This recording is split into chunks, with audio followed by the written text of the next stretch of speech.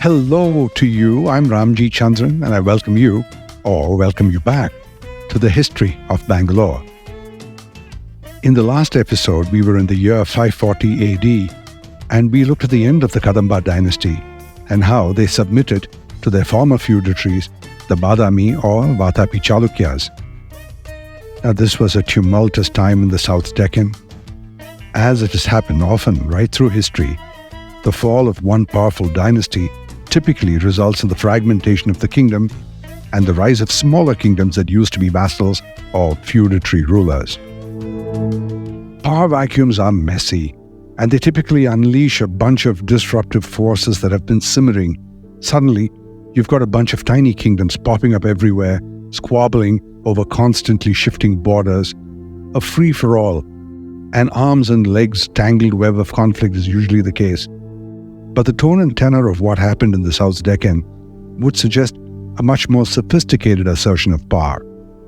And one evidence for my conclusion being the amount of time that each of these breakaway dynasties managed to remain in power. Now, very often smaller dynasties are happy to remain feudatories of the empire and do their bidding, shifting their allegiances to the next empire when the previous one falls. But sometimes, these smaller principalities had what it took to expand their empires through intelligent planning and a canny combination of enterprise, aggression, and alliance. And as I explained in my last episode, the Kadambas had what it took.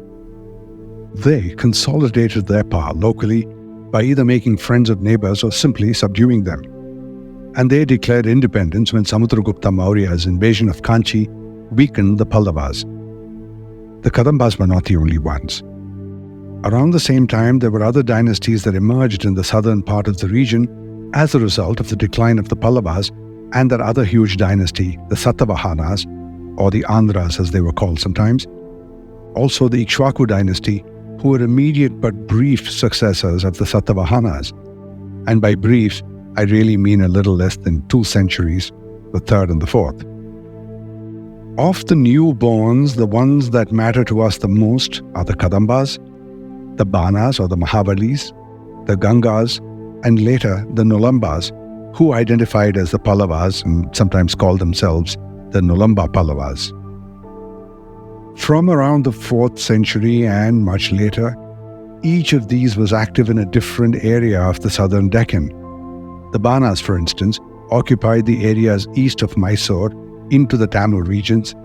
The Kadambas ruled from Banabasi in the northwest, and the Gangas from the entire center and the south, which we call the Mysore Deccan, which really is our region. In upcoming episodes, I will talk about each of these dynasties, as these are dynasties that played a part in our region's history, even if one did not exactly follow the other and the timelines sort of overlapped. But in today's episode, I will talk mainly about the Ganga dynasty, who ruled the Mysore Deccan region that includes Bangalore. In the last episode, I traced the reign of the Kadambas from 350 AD to around 540 AD, and that's when they lost their independence to the Vatapi Chalukyas. The Gangas followed a similar trajectory over a similar timeline, ending up as vassals of the same Vatapi Chalukyas. Today's episode will be about how the Ganga dynasty came to being, but after I take a moment to thank my sponsors who made this podcast possible, the Prestige Group. Building cities one landmark at a time, they transform dreams into reality. You can be a part of the future. Simply add prestige to your life. Now, the Gangas. No one really knows for sure how they made their appearance or from where they came, but they did show up and set up a kingdom that lasted centuries, about 650 years, which makes them one of the longest dynasties in all of history, and that too with their resolve being tested repeatedly. Unearthing the Ganga dynasty's history is like putting together a jigsaw puzzle where your kids have hidden some of the pieces.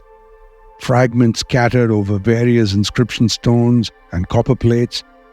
And these records, while insightful, can become vague to the point of frustration when your quest is to try and pin down exact dates and events. Now, to make matters trickier, some historians will push the borders on their interpretations and their extrapolations, and this makes this already confusing timeline highly contested. Benjamin Lewis Rice, in his book on Mysore inscriptions, said that while there are inscriptions that date back to the 3rd century, the ones from the 11th and the 12th century actually trace the Ganga lineage to the Ishwaku dynasty.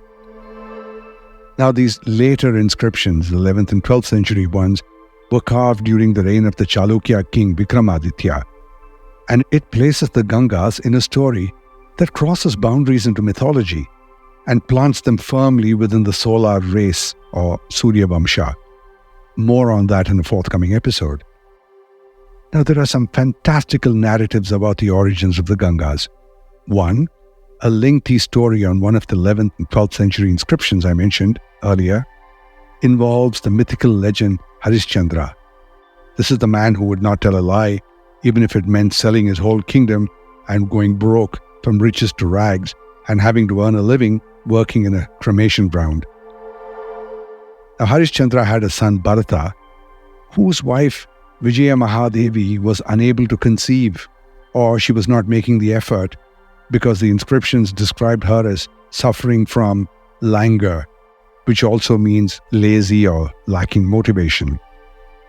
Well, a brisk swim in the Ganga fixed that. Now, cured of her languor, she gave birth to a son who they named Gangadatta, and therefore that is one theory about the origin of the name. One of the descendants was Vishnugupta, who by performing a sacrifice pleased the god Indra into giving him a boon, which was an elephant.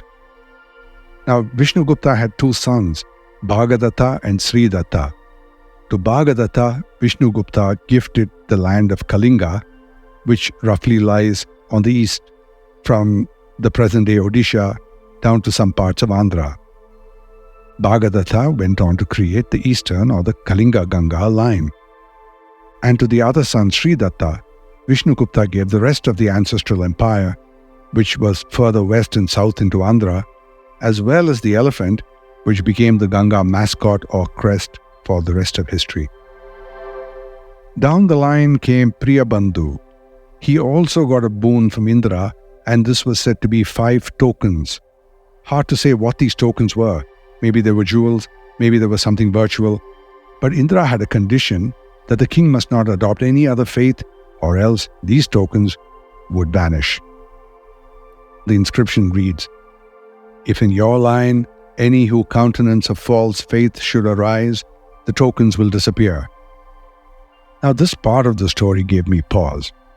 What other faith could Priyabandhu have switched to and caused Indra to become angry and the tokens to get deleted?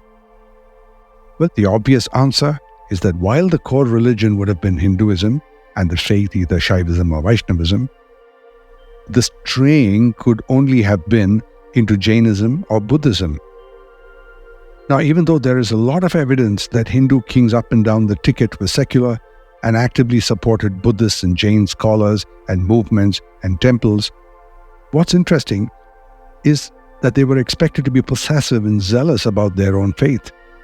So this clearly was an issue back in the day, and that's how the storyteller found it important enough to engrave it on copper plates. Well, as we move forward in our look at the continuing history of the South Deccan, we will see that religious clashes were not unknown.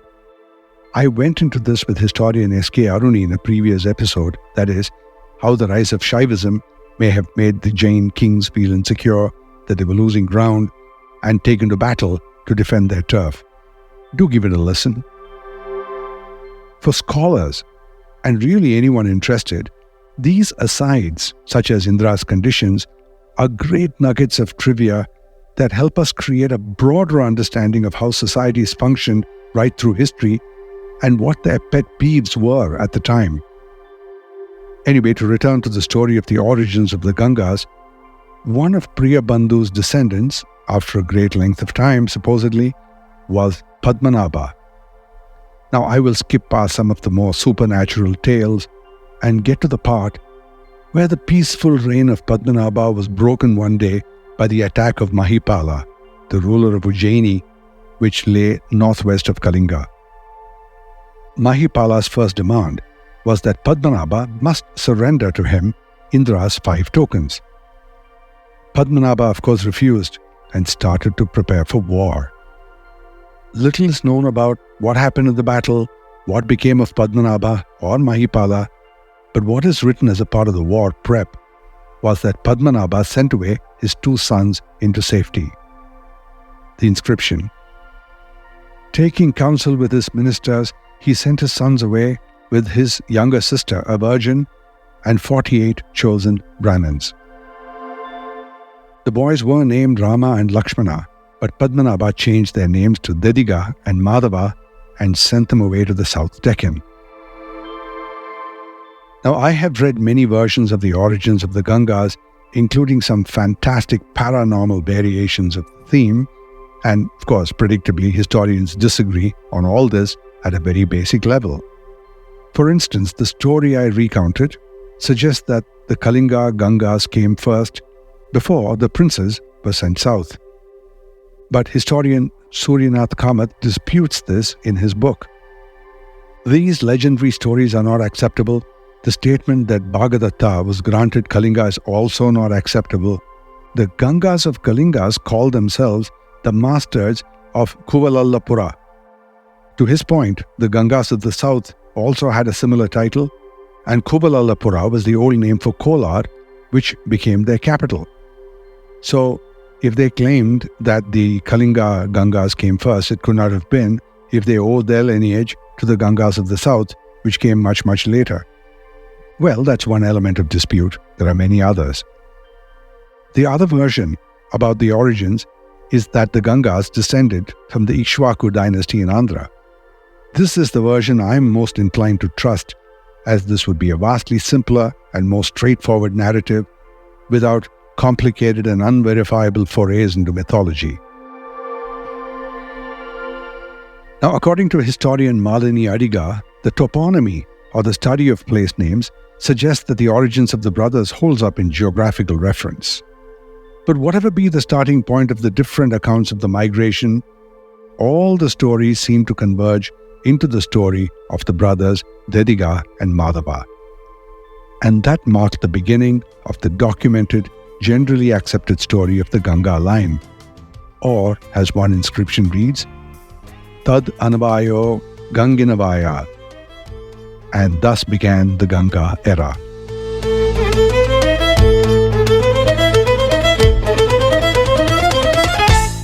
It's time for a break now, but when I'm back, a look at the arrival of the Ganga brothers in Perur and the story of the superhuman feat of strength by Madhava that led to the formation of the Ganga dynasty.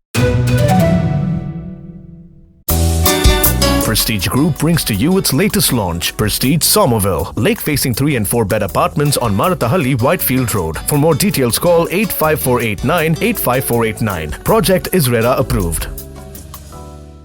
I'm back, and we were at the point that all of these stories of origin converged in the arrival of Dediga and Madhava at Perur.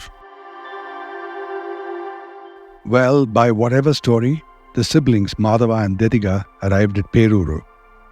Now we have more disagreement. Which Perur? There are a number of Perurs that dot the Deccan landscape. The reason is that in Tamil and other old languages, Perur came from Periya Uru, which means big town. Important towns located at the junctions of trade routes and highways, and they were larger and more urban, and they were called Periya Uru for that reason. In Bangalore, for example, Hebal's original name was Periyabola, which is a Hale Kannada variant of the same thing. These towns were large settlements, usually with centers of power, and one set of historians mention a 10th century Pallava inscription, which is a reference to a place called Ganga Peruru, and that is in the Kadapa district in Andhra.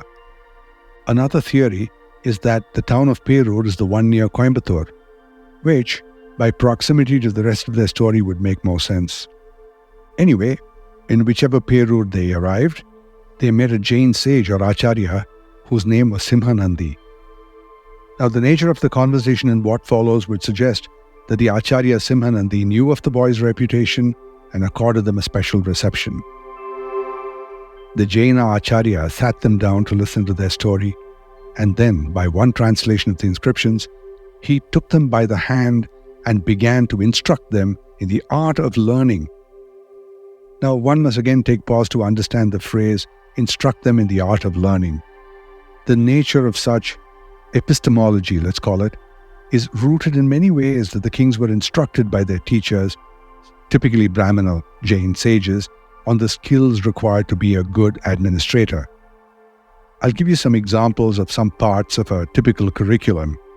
Number 1, learning to be a good leader. And this includes critical thinking, analyzing situations and making good sound decisions, problem solving, finding solutions to challenges faced by the people, adaptability, learning from experiences, adjusting to changing circumstances and being adaptable. Number 2, the importance of lifelong learning. And this means staying open to new ideas and perspectives, constantly seeking knowledge from as many sources as they can get, and reflecting on experience and learning from one's own mistakes. These were some of the lessons that were taught to kings to prepare them to be good kings and good administrators. For the reason that kingship was hereditary, it became necessary for society to instruct young princes in the art of administration so they were ready for the job. So, overall, the phrase instructed them in the act of learning is really a practical concept focusing on skills and strategies that they need for effective leadership and, well, personal growth within the context of them becoming kings and running kingdoms. Again, this is not unique to the Gangas, and we must remember that the Arthashastra of Chanakya, it set out to instruct the king in the art of kingly conduct, well, statecraft basically. Incidentally, there's an interesting connection to us in this context. The Arthashastra was influential right up to the 12th century when it suddenly disappeared from public view. It was rediscovered in 1905 by R. Shama Shastri, who found it among a heap of manuscripts, and I can only imagine his level of excitement when he did. And he published it in 1909 and released the first English translation in 1915. Now, what's the connection to us? Shama Shastri retired as the Director of Archaeological Research in Mysore, and much of what I have narrated and will narrate in the History of Bangalore podcast owes a lot of citation to him. Now, back to the goings-on in Perur. In due course, after all the learning and instructing, the Acharya, propitiating the gods, got for them a boon from the goddess Padmavati. Again, which Padmavati? There are two. One, the Hindu goddess Padmavati is an incarnation of Lakshmi, and she emerged from a lotus flower or Padma, and that's why she's called Padmavati. The more likely Padmavati in this story is the one who appears in Jainism as a Yakshini or simply Yakshi, a benevolent spirit or an attendant goddess.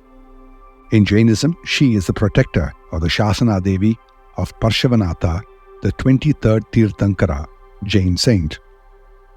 The boon that they received was a sword, and attached to the sword, the promise of a kingdom.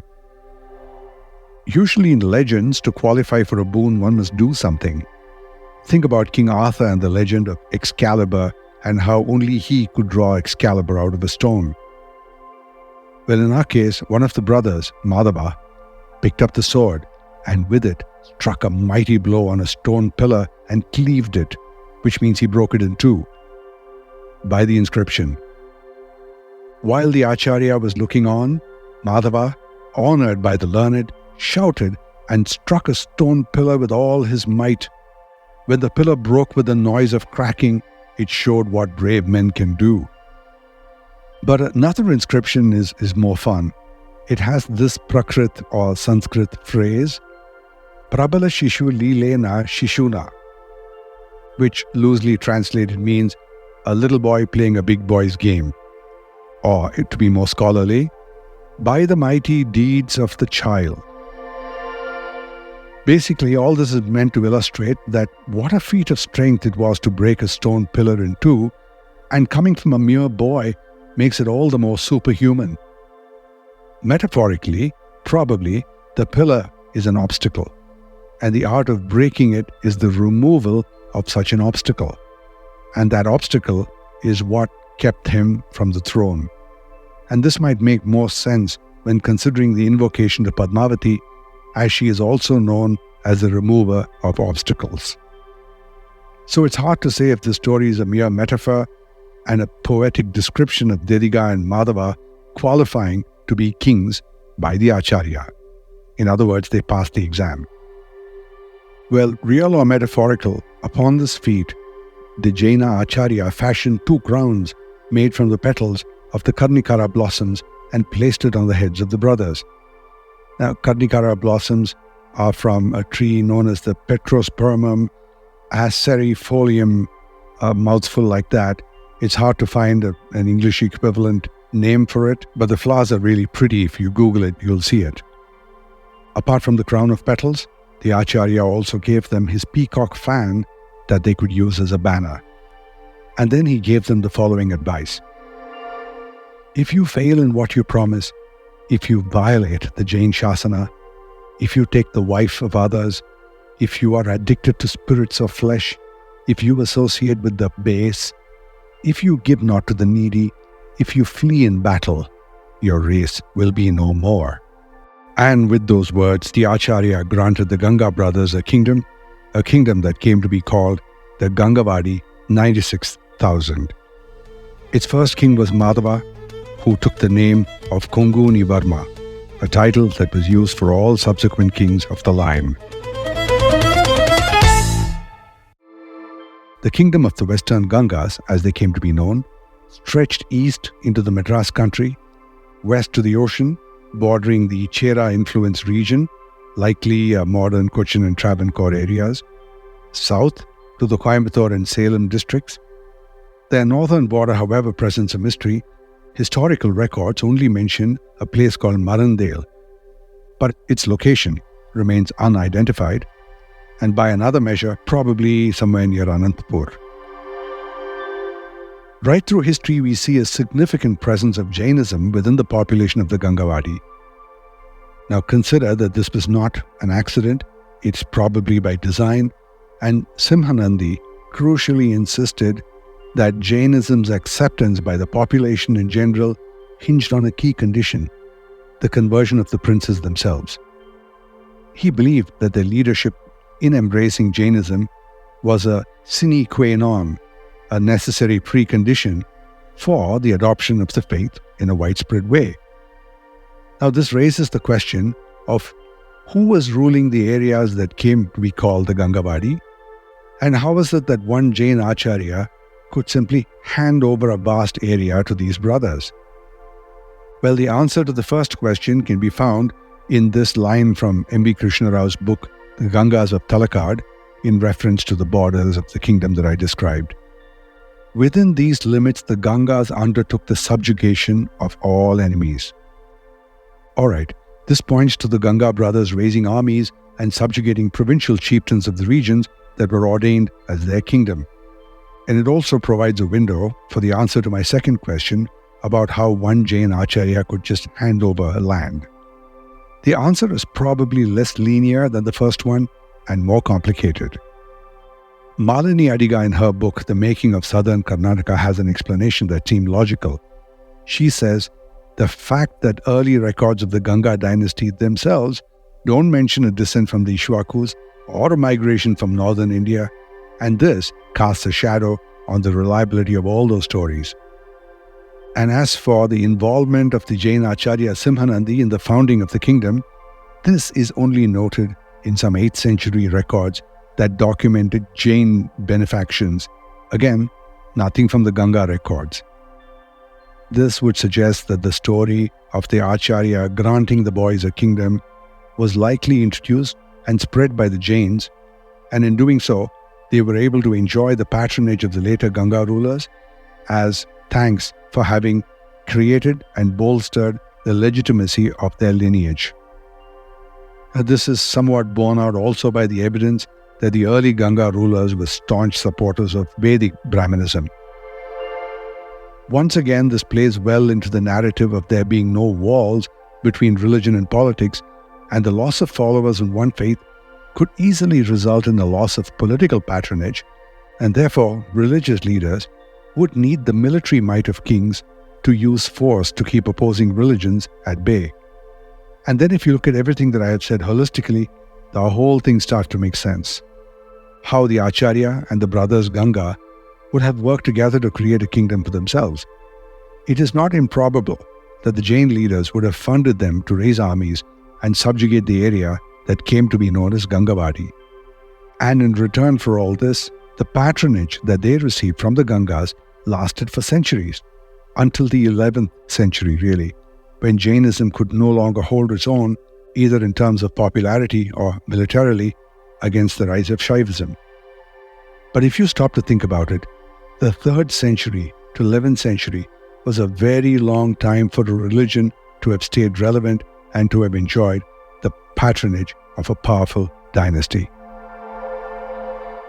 Whatever be the predilections of the Jains, the Gangas were firmly rooted in the Gangavadi.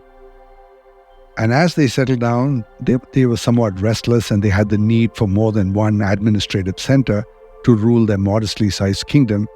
But over the years, they moved their capital from Kolar, which was back then a very, very important town, to Talakad near Mysore, sometime in the 4th century or so. After a few years, they set up a regional capital in Manne, which is just north of Bangalore in Nelamangala district, and shifted their royal residence at some point to Manakunda, which is near Channapatna. But Talakad remained the capital most identified with the Gangas. Now, the triangle described by Kolar, which is northeast of Bangalore, Manne, northwest, and Talakad, due south, is a perfect way to contain the greater Bangalore region of today. And it is for this reason the Gangas are probably the most significant dynasty of relevance to the history of Bangalore. Also, their patronage of literature and the arts and culture, their attention to public works and water management systems, and above all, their secular nature that allowed them to embrace both Jainism and Hinduism would have been very important to the development of the character of the people. All that and more in our next episode, part 2 of the Gangas, where I will focus on the Gangavadi 96,000 and tell you all about their administration, their battles, and their trials and tribulations. That part 2 is probably already available for you to listen to, but if it isn't, I shan't be long with it. I cannot wait to bring it to you. So until next time, I am Ramjee Chandran, and this is the History of Bangalore.